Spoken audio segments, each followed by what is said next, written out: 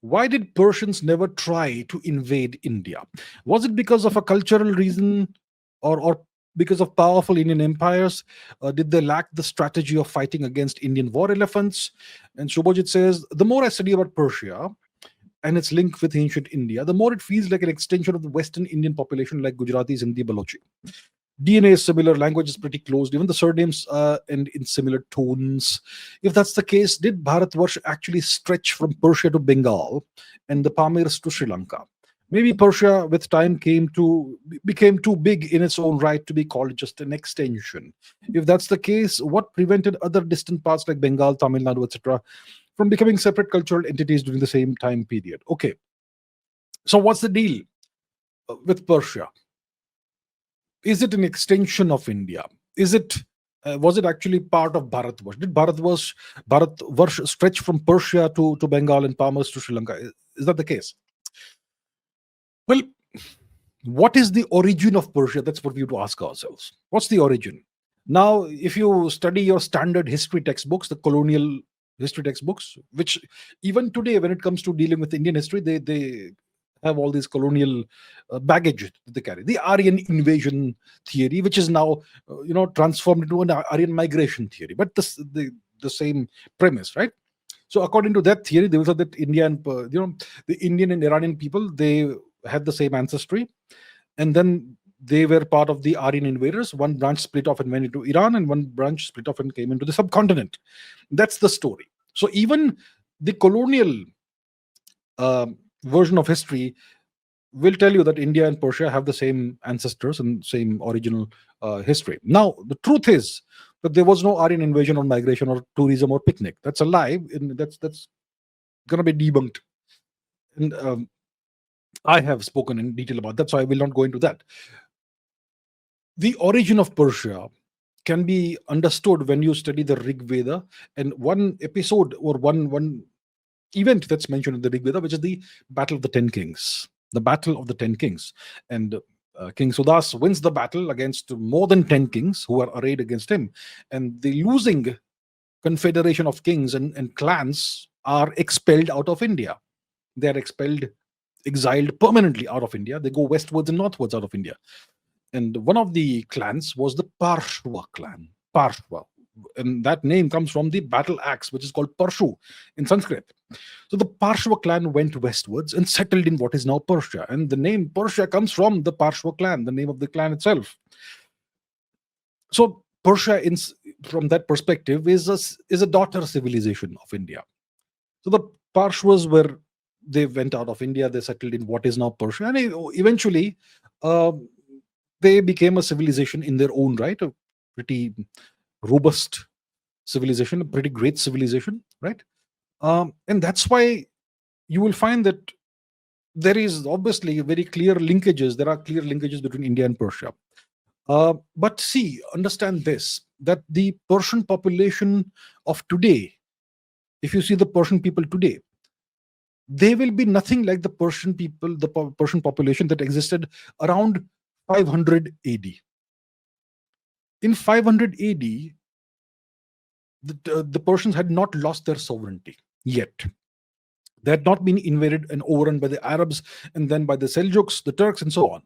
So they were still sovereign, and because of that, foreign populations had not been settled in Persia. So the original true Persians of 500 AD, they don't look like the Persians of today. If you go to Persia today, you will find lots of Persians who look almost like Europeans. These are the descendants of people who were brought in by the Turks from the Caucasus region and settled in Persia. You will find lots of Persians who look more Turkic, smaller eyes, and that sort of those features, right? That's because a tremendous number of Turks were settled in Persia by the Turkic occupiers of Persia. The Turks ruled Persia for roughly 1,000 years, right? Before that, it was the Arabs who ruled Persia for several centuries. So the population has been significantly transformed today. But the original Persians of around 500 BC, they would have looked very much like the people of Western India, Balochistan, Sindh, Gujarat, and so on. They would have looked very much like the people of these parts of the subcontinent. So that is one thing we have to understand. Today's Persians are kind of different. The original Persians, they will still look like people from Western India, but lots of Persians, lots of Iranians today look more like people from the Caucasus region, or maybe like Turks. So that's one thing we have to keep in mind. Now, so that we now that we understand that, what about Persia never trying to invade India? See, the Persian Empire, especially the Achaemenid Empire, the Hachemonish Empire, was an extremely militaristic empire, an expansionist empire. They constantly fought against the Greeks and eventually with the Romans. They conquered Mesopotamia, they conquered Egypt, right? They fought the Greeks continuously, relentlessly. They even fought the Romans, the Persians did. So if they were so powerful, if they were an expansionist empire, why on earth did they never bother to expand eastwards into India? See, Persia and India had a common border, okay? And that border changed from time to time. See, when India became fragmented, when India was unified under a single empire like the Mauryan Empire and so on, then the border would shift westwards because India was more powerful. But when India was fragmented, then the border would shift slightly eastwards when the Persians would take small bites of territory. That is a natural process, and there's going to be some border tensions, low level tensions. But there was never a Persian invasion of India. Border skirmishes and all those things, they happen between any two neighbors. So there were times when the Persian India-Persia border was at the Sindhu River, the Indus River. There were times when it was further west, significantly further west from the Indus River. There were times when Gandhar was part of the Achaemenid Empire. There were times when Gandhar was with us. Historically, it was ours. But why did Persia never bother to invade India? Why did they never even draw up plans to launch an invasion of India? That is a big question. And that's another big question that no historian has bothered to answer. And to understand the reasons why, let us revisit a period, a small episode of history that happened after Persia was overrun by the Arabs. So, after the Persians were overrun by the Arabs, the Persians composed a poem. See, when the Arabs conquered Persia, at that time in India, the Gupta Empire had essentially disintegrated. And there was a period of time for several centuries where India was not unified under a single empire. India was a collection of kingdoms at this time. It's a cyclical process. So because India was no longer unified under a single empire, India could not help the Persians. And when the Arabs invaded and conquered Persia, the Persians wrote this poem. Let me put this on the screen, okay? It's called the Ballad of King Vahram. And it has, you'll find multiple versions of this. Let me put this on the screen. So if you want the actual, research paper, this is the one. Okay, it's by J.C. Tavadia. It's from 1955, Journal of the Royal Asiatic Society of Great Britain and Ireland. And this gentleman writes about this a rhymed ballad in the Pahlavi language. Okay, and what's it say?